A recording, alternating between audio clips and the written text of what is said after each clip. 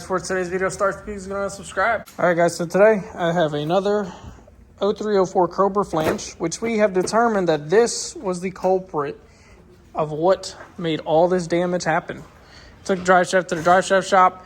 The drive shaft was within spec of being balanced, so the only thing that came down to was that this flange that I had on the car for 4 years, 0304 Cobra flange that I got from LMR the first time, which is the same place I got this one from, was the culprit, in which snapped off of the rear end, causing the drive shaft to go flying at 115 miles an hour at about 5 grand RPM. So, as you can see, obviously, I got another one. I've got a bunch of 8 AN fuel line here. If you cannot see it right there, I already have my quick connect up top. That's an 8 AN to an 8 AN 90 down to this, which is an 8 AN line, obviously. I'm waiting on my fuel filter. I have my fuel pump. I'm waiting for the ends for the fuel pump and the tank. The tank will be here tomorrow. And the rest of the fittings, I would say, would be here by Monday next week, because today is already Thursday. Yeah, it's Thursday. I think so. But just a little update. Running the lines now. Obviously, it just comes down from where the factory line is. Here's your factory line right here. So I'm just going to run it straight down around here and just run it on the same system all the way up front. Obviously, I got to remove the fuel filter and the old line, and then I'll just, run it all the way down. So this is a 16-foot Amazon 8 AN line kit. Came with all the fittings. Came with a couple of 90s, couple of 180s, couple of straights. And I picked up the Quick Connect 3/8 to 8 AN that goes on the fuel line from the rail. And that's about it. We're just going to run it back to my AEM 400 pump. I also got an Amazon 30 micron fuel filter, which is also 8 AN as well.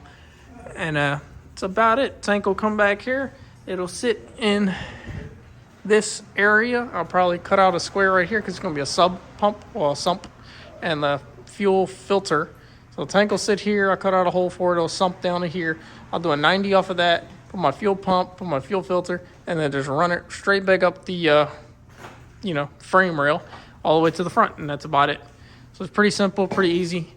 But yes, I did talk to the drive shaft shop today, and we determined that the flange was the issue and what caused all of this fucking damage. A $60 flange from LMR that I put on the car about 4 years ago caused all this fucking damage. But hey, shit happens. I know I'm about $800 now into doing this whole thing with the tank, with the pump, with lines and fittings, and the drive shaft alone is going to cost me $300 just to rebuild it or build me a new one. But they're cutting me a deal on that, so TJK, they're helping me out a little bit. Still plan to get it bounced by RPC, and just to make sure everything's okay. I'm just not trying to go back to what this was. I may put a piece of metal from here to here, or just something in this area, just to save, I would say, I don't know, well, there's nothing really under here to save anymore. But it would just save, I guess, the tunnel a little better.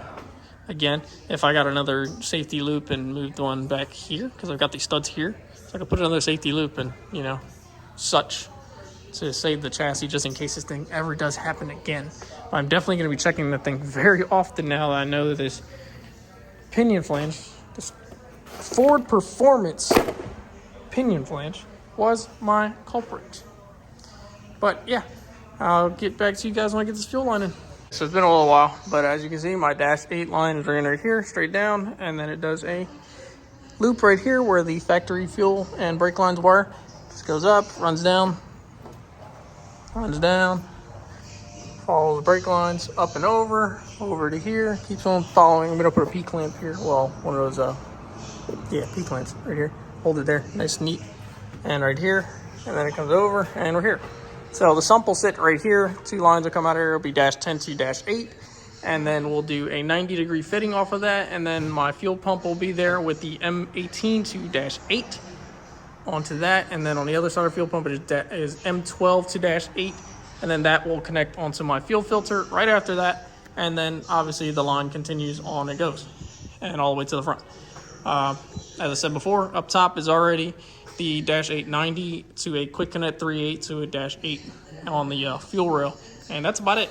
So I'm pretty happy with how this all turned out just where I needed it, where just with more than enough line, because it's all the way over here. So I have more than enough line if I needed to make a little adjustment somewhere. But also, I got the pinion flange on. I don't have any gear oil in here, and I don't have the cover sealed up yet. So I don't want to turn this too much, but this is on. It's brand new 0304 Cobra flange from Ford Performance from Late Model Restoration. So hopefully this one lasts. The last one I had on the car, I double checked it. We put it on 4 years ago. And I guess the little V6 wore that thing out with all those 1760s, because snapped that thing right off, and we made not a lot really with the LS at all. Not a lot of torque at all, honestly. Not a lot of power either. But that was all on motor stuff before it broke. But yeah, we're just going to be waiting now on my tank, which will be here tomorrow. Valve stem seals will also be here tomorrow. The tool for the valve stem seals will be here on Saturday. And my drive shaft is a mystery on when it'll show up. They're pretty fast with it. Usually takes them about a week. And that's about it. Turnaround time should be next week. We should be moving again.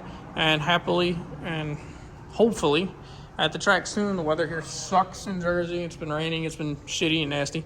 But we've taken a lot of weight out of the car, as you guys know. And we're coming out swinging this year. We'll see what else we can break, honestly. If I blow the motor up, that'd be the next step. But I know the transmission is 100% at least. Shout out to Kelsos Tuning for that badass 400 up there. And Rodney and Sons built the rear end on the car. Honestly, all I did on this car was suspension, weight reduction, and wire it and build a motor. Other than that, someone else built the rear, someone built the trans, and obviously someone builds the drive shaft. But that's about it.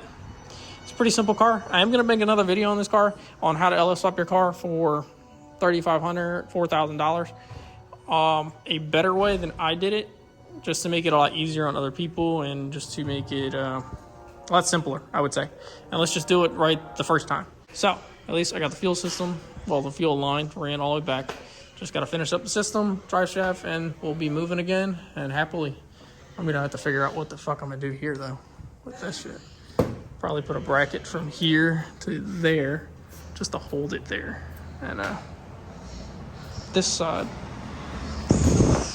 probably cut this more and do the same from there to here, like I did here with this clamp. So, yeah, shit happens. Or at least, you know, motor's still together. Transmission's still together. So, hope you guys enjoyed today's video, and I will catch you on the next one.